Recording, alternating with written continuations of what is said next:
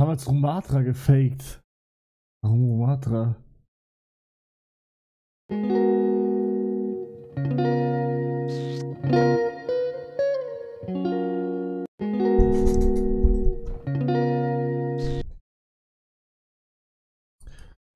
Es ist offiziell, diese Katze da ist mein erster Kuss 2023.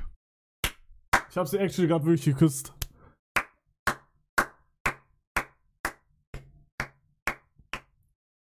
Der erste Kuss des Jahres ist immer der beste.